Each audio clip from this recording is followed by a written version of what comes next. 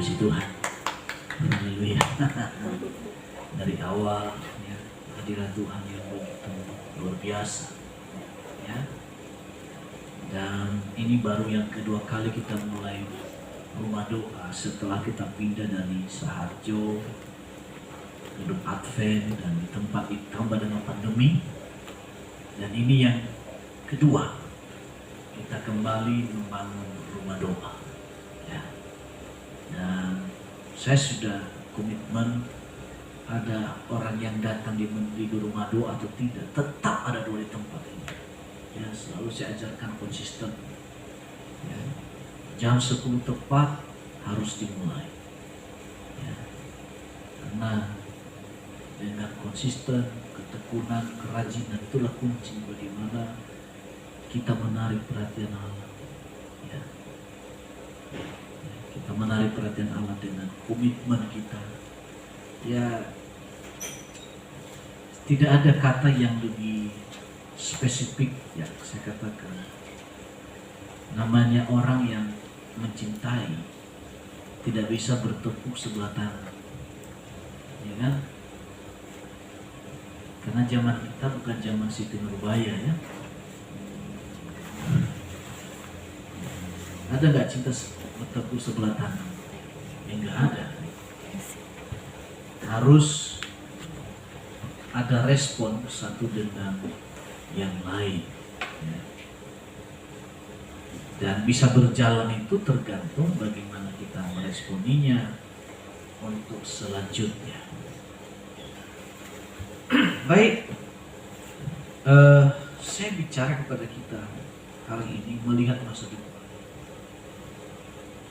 Ya, tentu tema ini sesuatu mungkin gak biasa bagi kita, karena manusia itu 90% bahkan 99% melihat yang fakta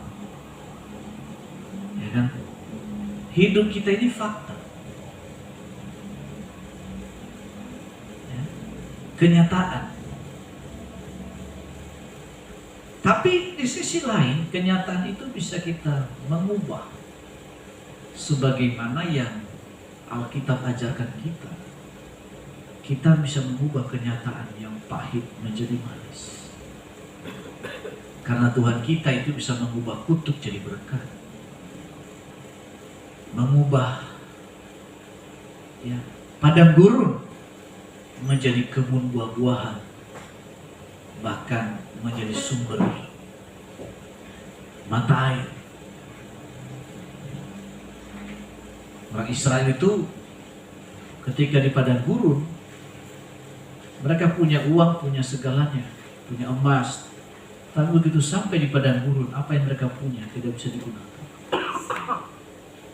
Tapi yang mereka bisa nikmati hanyalah mana yang turun dari surga. Sebagaimana Alkitab berkat Tuhan yang menjadikan kaya dan susah payah tidak menambahinya. Nah, oleh karena itu kita perlu melihat masa depan, melihat segala sesuatu dengan logika, tapi juga harus ditambah dengan supranatural. Ya. Jadi melihat secara roh. Makanya di dalam dunia psikologi, kalau seorang manajer menerima karyawan, maka ada 3 syarat. Yang pertama, syarat utama untuk menerima karyawan. Yang pertama, kemampuan IQ. Ya kan? Bagaimana menangkap sebuah pesan. Kan repot kan kalau menerima karyawan, kita ngomong A, dia ngomong B. Kan repot kan? Manajer yang ngomong, minta tolong dong ambil gelas, diambilnya pisau. Bahaya gak kita? Ya karena kemampuan IQ kan? Nah itu syarat satu. Yang kedua, kemampuan EQ. Ini master manajemen di tahu. Pelajari itu kan? Pelajari nggak? Pelajari kan? Kemampuan EQ. Apa itu EQ? Kemampuan bersosialisasi. Kata bersosialisasi, bagaimana mengubah musuh menjadi kawan. Nah ini nggak gampang. Ayo, gampang nggak mengubah musuh jadi kawan? Nggak mudah, karena kita punya gengsi. Kamu nggak tahu siapa saya? Ya nggak tahu, kamu aja nggak tahu. Iya kan? Iya kan? Kok nanya saya, kamu aja nggak tahu? Dikasih tahu saya dong kalau tahu, kan begitu. Tapi memang syarat dalam hidup ini kita harus mampu mengubah lawan jadi kawan. Ada dulu, kalau nggak salah minggu kemarin saya singgung, seorang kandidat presiden Amerika yang bernama Abraham Lincoln. Betul namanya? Nama belakangnya itu susah, Lincoln ya, namanya betul. Bahasa Inggris kemarin saya, hah? Lincoln. Nah, presiden ke-16 ya. Waktu ada sebuah debat kandidat, lawannya dari Partai Republik mengatakan, bagaimana Anda memimpin bangsa ini? Anda ini kan cuma anak tukang sepatu. Dia ngomong, terima kasih Anda telah mengingatkan saya. Jadi kalau ada di sini yang sepatunya rusak, kasih tahu saya akan memperbaiki. Semua audiens itu tepuk tangan dan lawan politik ikut tertawa. Dan Abraham juga menyambut dengan tertawa. Dalam keadaan bersaing sekalipun, dia bisa mampu mengubah lawan menjadi kawan. Itulah istilah satu musuh terlalu banyak, 1000 kawan terlalu sedikit. Nah ini kita harus lihat apa yang dilakukan oleh Abraham Lincoln pada zamannya. Dia mampu mengubah nasib orang kulit hitam dari perbudakan menjadi orang merdeka. Ini kemampuan IQ. Perlu kita punya kemampuan bersosialisasi. Retorikanya mantap. Tapi kalau dua hal IQ dan IQ ini tidak dikontrol dengan sebuah kebenaran, nah maka nanti memintari perusahaan. Itulah yang sebetulnya yang terjadi di Kementerian Komunikasi kita kan, kena korupsi 8 triliun. Kenapa? Kemampuan intelektualnya bagus, kemampuan IQ-nya bagus, tapi yang lemah kemampuan SQ-nya. Tahu SQ? Kemampuan spiritual. IQ itu bisa dilatih, bisa kita dapat di sekolah. Tapi kemampuan SQ atau spiritual itu hanya kita temukan pada waktu kita punya persekutuan dengan Tuhan. Itu yang membedakan. Tidak diajarkan di universitas. Nah, mantan Dirjen Bimas Kristen pernah menyampaikan tentang 5 tahap tentang yang disebut hikmah dan kebijaksanaan. Yang pertama adalah data. Nah, ketika data kasar ini dikelola, dia berubah menjadi informasi. Nah, dari informasi ketika dikemas lagi diambil yang baik, maka dia berubah menjadi pengetahuan. Nah, kemudian ketika pengetahuan begitu dikelola, ya, maka dia berubah menjadi sebuah pengertian. Tapi di atasnya, di atas understanding ini adalah wisdom, hikmah dan kebijakan.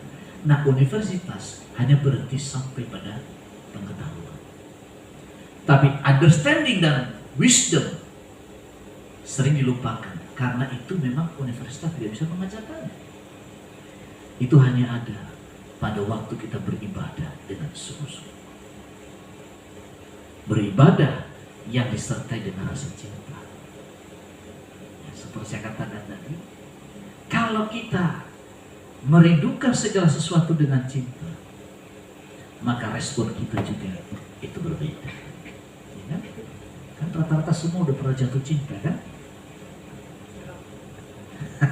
Belum keberapa kali? Iya.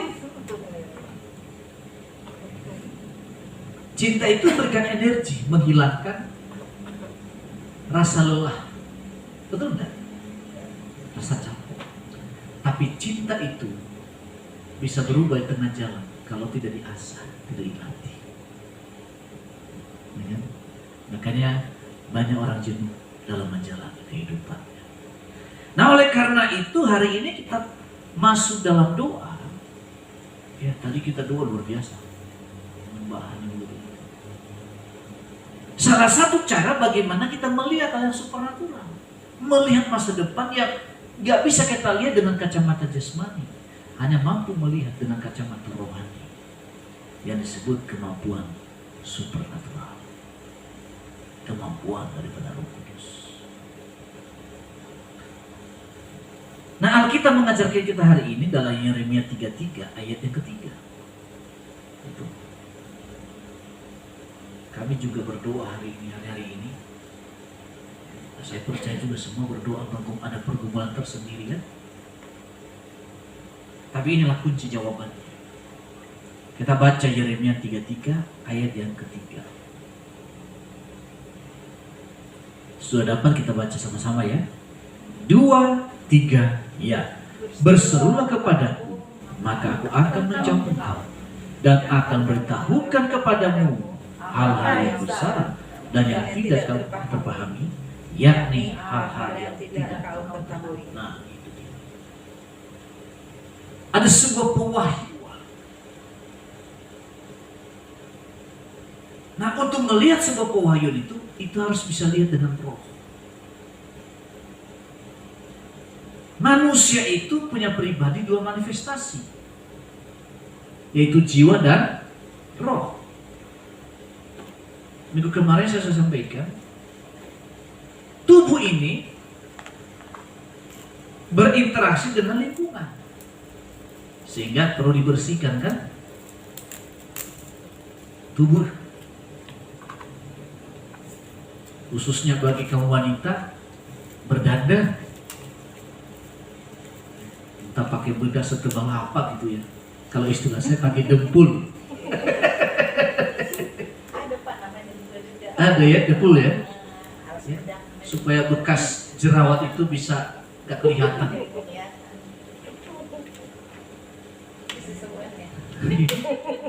Supaya kelihatan cantik. Dan itu gak salah, bagus.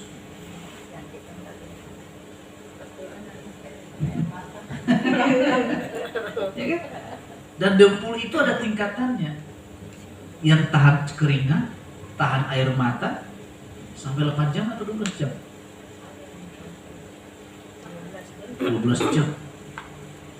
Kosnya juga beda. Ada terlalu seharian. Iya kan? Ya itu tubuh ini karena berinteraksi dengan lingkungan. Oh iya, usaha itu cantik juga. Keren bener. Karena dandanannya bagus.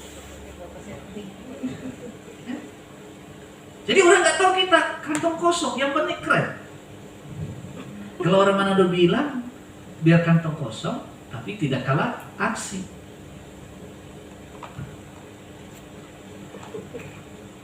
Ya. Jadi tubuh ini menyadarkan kita akan lingkungan, berinteraksi dengan lingkungan sekitar. Ya makanan ini salah satunya itu, perawatannya. Lalu kemudian diberi makan dengan ya nasi goreng, ya, babi panggang, semua tubuh kan, B1, sop buntut,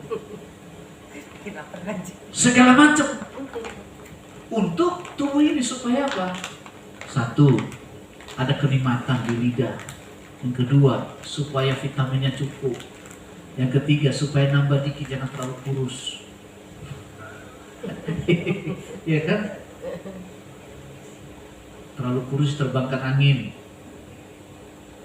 Itu ada di Itu makanannya.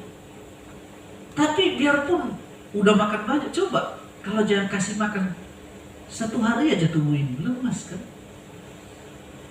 Ya, secantik apapun dia, seganteng apapun, ketika udah lapar, yang pertama semangatnya lesu, wajahnya juga mulai kusam, emosinya juga nggak stabil. Bahaya, seperti singa lagi tidur dibangunin. Orang lapar secara jasmani. Nah, makanan jiwa apa? Liburan, berinteraksi dengan apa itu? Alam. Sehingga apa? Kesadaran akan diri sendiri, sehingga orang ini belajar ilmu pengetahuan, makanya perlu sekolah. Manusia bertumbuh itu sifatnya senang belajar. Belajar itu bukan berarti seperti orang rajin baca buku, bukan, banyak hal. Dengan melihat alam sekitar ini, diambil semua mata pelajaran di sana, sehingga muncullah pelajaran IPA. Tahu IPA kan? Ya ini yang saya bicarakan ini. Ya. Orang belajar menjadi seorang dokter. Dokter hewan, dokter manusia, dokter kandungan, lain sebagainya. Dari mana itu? Dari jiwa yang menyadarkan kita dengan diri sendiri. Lalu ketika disakiti, dia merasa terluka. Mana mungkin benang yang putus sambung kembali, Pak. Ini manusia ini kadang-kadang apa ya, imajinasinya luar biasa. Ada dulu lagu tahun berapa itu, udah lama. Sudah luka kamu taruh garam, betapa pedihnya yang kau perbuat. Mungkin semua itu ditaruhin ya. Nah itu di jiwa. Nah kalau nggak ditangani dengan baik, ini bahaya, bertumbuh nanti. Patah hatiku jadinya merana berputus asa. Nah bayangkan, patah hati, ya, merana berputus asa. Akhirnya aku tak berdaya. Ya. Karena kalau orang udah patah semangat, lemas kan, badan ikut, tubuhnya juga ikut kan. Makan pun juga tidak enak. Nah, begitu dia. Nah, tapi kalau jiwa ini ada sebuah apa, di balik kesulitan ada harapan yang menggembirakan. Nah, maka semangatnya bangkit. Karena apa? Manusia itu kesadaran akan diri sendiri. Makanya sekarang ada harga diri. Harga diri loh, Pak.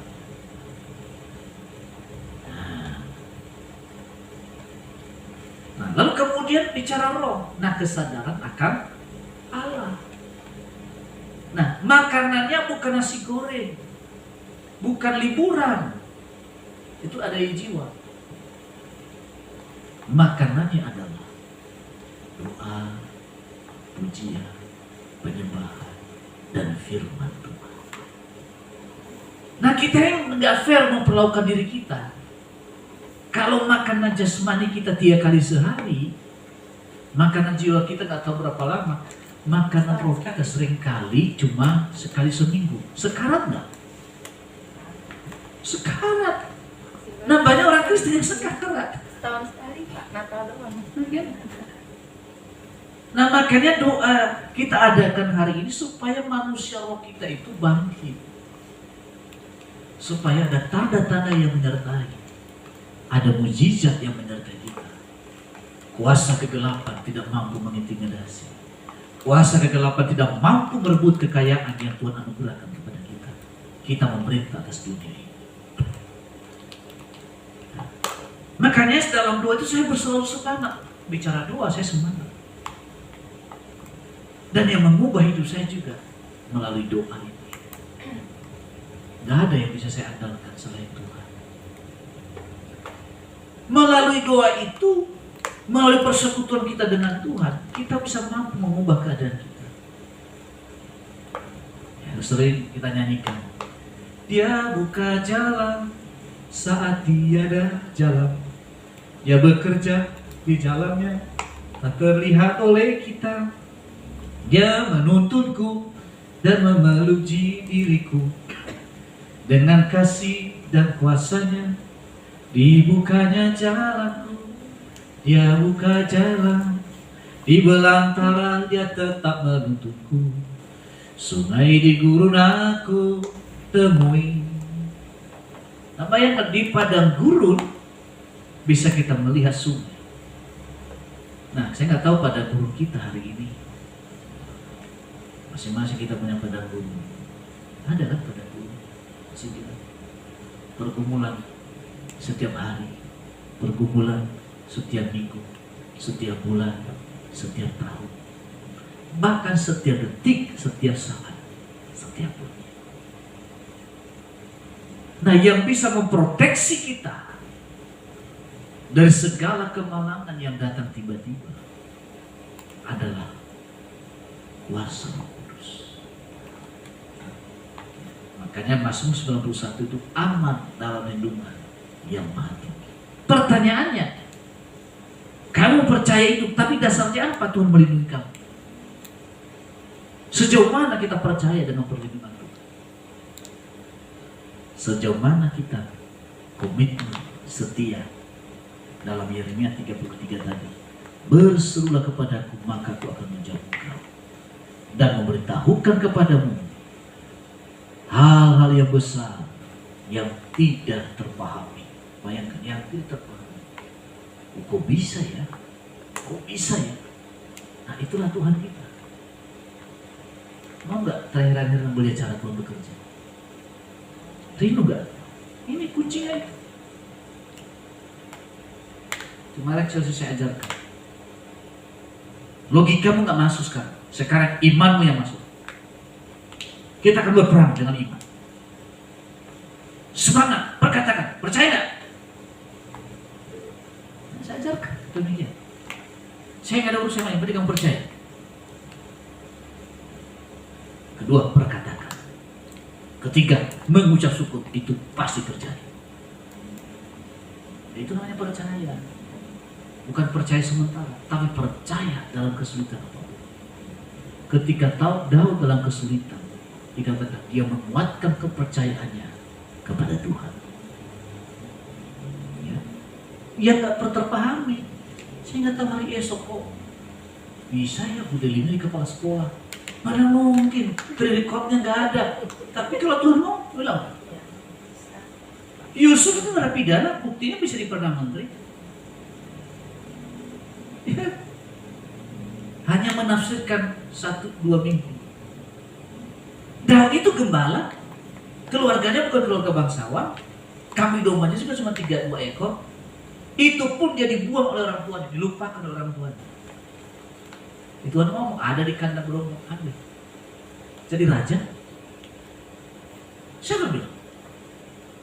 Gak tahu hari esok Utari bisa jadi menteri keuangan, gak ada yang tahu. Wow, kok bisa ya? Ya itulah Tuhan. Susi itu cuma tamat SMP loh. Ya. Mau jadi menteri perikanan.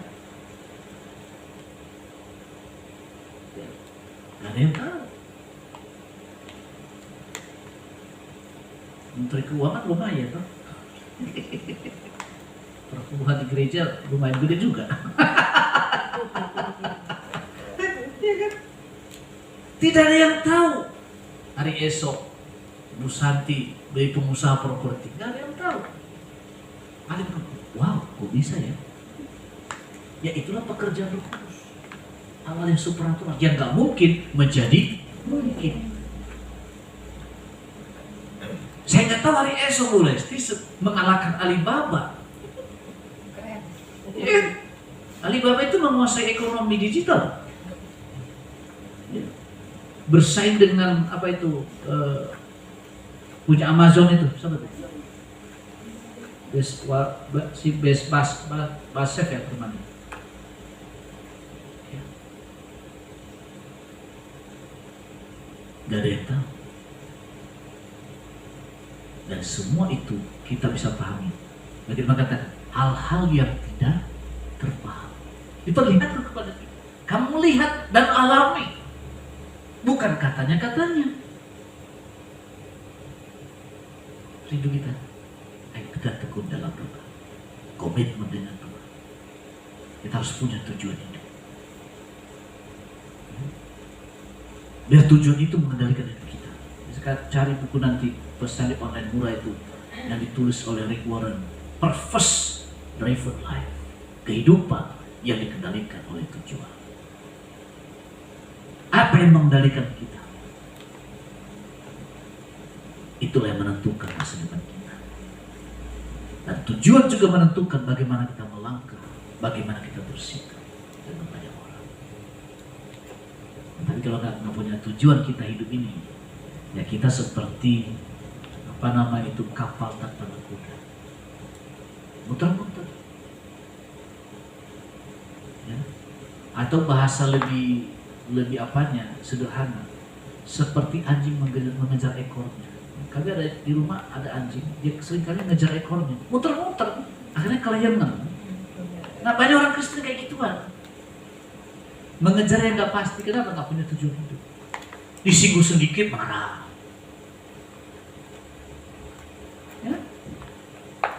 Profesor yang pernah saya mengatakan, kalau orang bersalah jangan bunuh diri. Karena orang ngomong itu ya ngomong, dia mikir dia nyakitin hati orang. Nah orang yang ngomong itu dia udah selesai, dia bahkan udah lupa omongannya, tapi kita tersakiti, itu enggak? Kesel. Nah disitulah pilihannya. Kita mau terintimidasi kata-katanya dia atau berbalik, bodoh amat.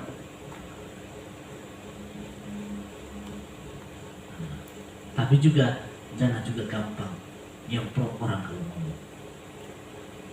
Tahan diri sedikit, perlu penguasaan diri. Karena hidup ini kan tak bertua ya kan? Ya. Ayo, yang sembarangan ngomong sama orang, hati-hati nanti orang sembarangan ngomong sama kamu.